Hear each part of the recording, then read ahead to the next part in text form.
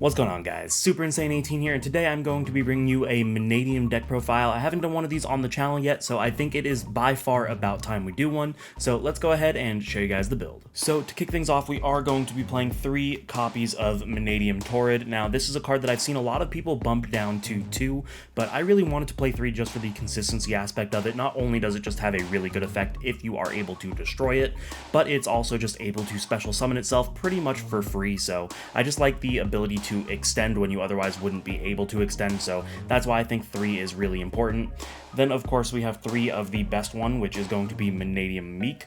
This is able to resummon itself from the deck, or summon another copy of itself from the deck if it is destroyed, and modulate its level, which allows you for a lot of cool synchro plays as well. The ability to modulate the level is just kind of really strong, depending on what exactly it is you are looking to go for.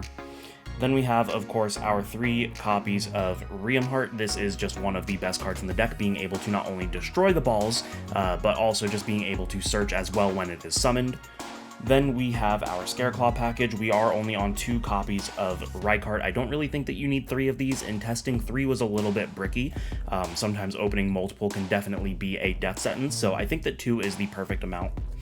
Then we have our 3 copies of Visas Starfrost. That is just obvious. This is like the pretty much best monster in the deck. You need it for a lot of your combos and for the ability to make the Vicious Astrolabe as well, so you gotta really max out on it. And then we have 3 copies of Droll and Lockbird. Droll and Lockbird is just probably the best hand trap of the format. If you're not playing Droll and Lockbird, you're going to have a bad time. So yeah, that's going to be it for the monsters. Let's go ahead and move on to the spells. We have our 3 copies of Obsession. Not only is this able to destroy a ball and search, which is incredible in its own right because you get whatever you search plus the effect of the ball when it's destroyed, but it's also free extension when it's in the graveyard as well. So this is probably one of the best spells, if not the best spell in the deck, so you have to play it at 3.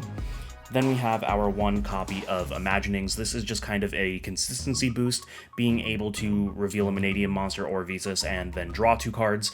You'll have to put 1 back, but seeing 2 cards off the top of your deck is definitely better than not seeing those 2 cards. We have our 3 copies of Peaceful Planet Calarium, the field spell. This is not only good for the ability to search, but the fact that you can reborn one of your balls when you destroy it just means that you have even more on board to continue on extending into your synchro plays. We have our 2 copies of Reichphobia. This is searchable from the extra deck with the addition of the Scareclaw Lightheart, I believe it is. That's just able to get this, and then you use this to search the Reichheart, and then the Reichheart can summon itself, and it's just, this deck is extender.deck, so pretty much everything that you're going to be playing is going to extend your board in some capacity. Which brings us to the Scareclaw Arrival. This is what you are able to search off of the Reichheart, which is just able to reborn it as well, so again, it's just another extender. We have 1 copy of Called by the Grave, just because there are some hand traps like a Droll that just really end our turn, so you gotta really play it. Then we have our Reinforcement of the Army to search for all of our warriors, because we do play quite a bit, as well as the 1 copy of Terraforming.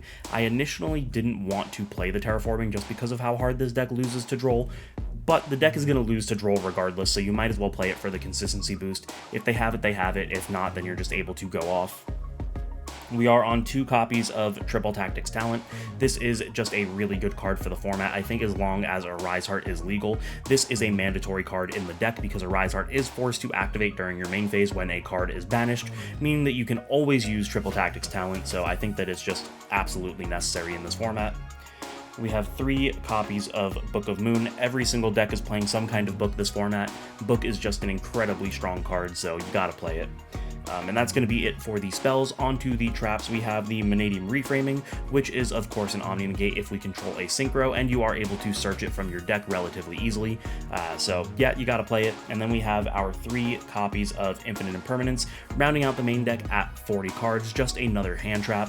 And I think it's better than something like Ash Blossom because you can use this as like a hand trap or a pseudo board breaker, like if you draw it for your turn, whereas if you would draw an Ash, it's kind of useless, but you can use this to just turn something off on your opponent's end board. So I think that that's really strong. Let's show you guys the extra. Now, the extra deck is pretty standard, but there is something that I'm going to want to talk to you guys about when we get there, so let's just go ahead and go through it.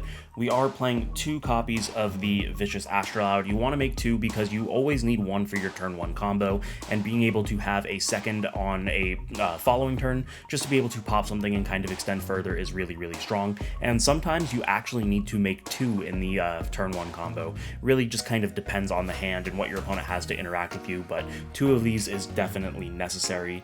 Onto the synchros, the 8s that we have the Excel Synchro Stardust Dragon. This is really good for making the Dissipator because you need to have a dragon in order to do that. Well, we can cheat it out, but you're going to be using this a lot. And then we have the Visas Amritara. This is brand new out of Duelist Nexus. This is what you are able to kind of search the reframing with, as well as use its effect to pop other cards on your field, meaning that if you have additional balls that you need to get rid of, you are able to do it. The really cool thing about this is you can make it using all tuners, so it's very strong and very consistent for the deck. Onto the 10s, we have our Baron, our Dissipator, and our Chaos Angel. These are all relatively self-explanatory. I don't think that you really need to explain it that much, but Dissipator in this deck is just ridiculously strong because you are able to reborn out your Visas when you do something like banish it for the Vicious Astrolabe, so just really, really strong there. Then, of course, we have the Crimson Dragon. This is how we are able to cheat out the Bestial if we don't have access to the Excel Synchro, or we needed the Excel Synchro to maybe make the Baron, anything like that. You can use this to target the Baron, return it to the extra deck, and summon out the Dissipator for free. Now, these next 2 cards are the 2 cards that I wanted to talk to you guys about. That is going to be the Bish Balkan and the Calamity.